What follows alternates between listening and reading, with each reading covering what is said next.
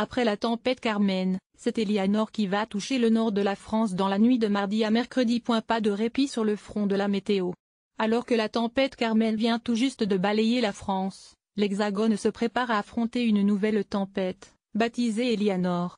Attendue dans la nuit de mardi 2 à mercredi 3 janvier, cette dernière devrait toucher principalement le nord du pays. Météo France a ainsi placé 20 départements en alerte orange en raison des vents violents.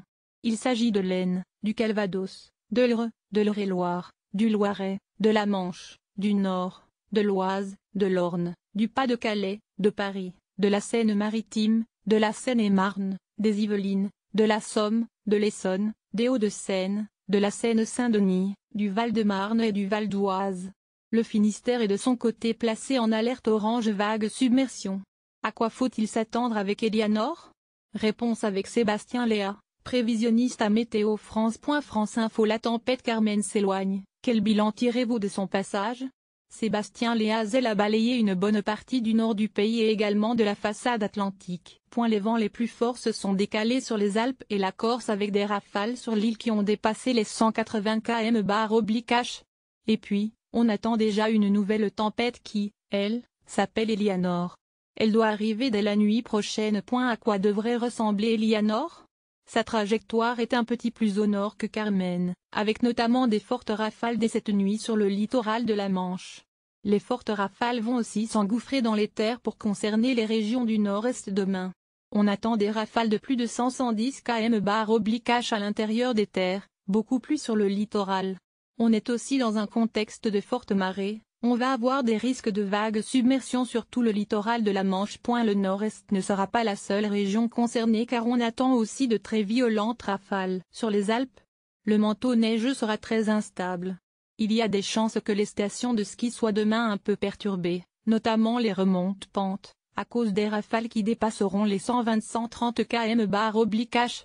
Le risque d'avalanche est extrêmement fort sur le massif alpin. Quelles sont les précautions à prendre? Pour ceux qui se trouvent dans les Alpes, il faut surtout éviter de faire des sorties hors piste. Avec un manteau neigeux aussi instable, le moindre passage de skieur peut générer une avalanche puisqu'on a même des coulées spontanées qui risquent de se produire dans des cas comme ça. Pour ceux qui seront touchés par le phénomène venteux, notamment dans le nord-est, il faut éviter, si l'on peut, les déplacements. Pensez aussi à enlever les éléments qui peuvent s'envoler dans les jardins, par exemple. Qu'est-ce qui explique cette succession de tempêtes hivernales? Est-on dans un schéma classique ou exceptionnel?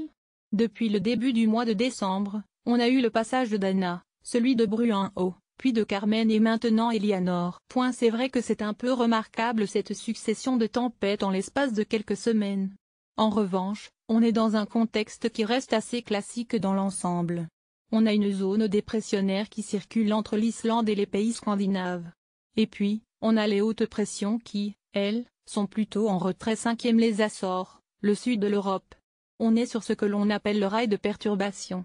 Individuellement, les dépressions sont assez classiques. On a entre 2 et 5 tempêtes par an mais la succession, elle, est remarquable. Est-ce que Eleanor est la dernière tempête hivernale?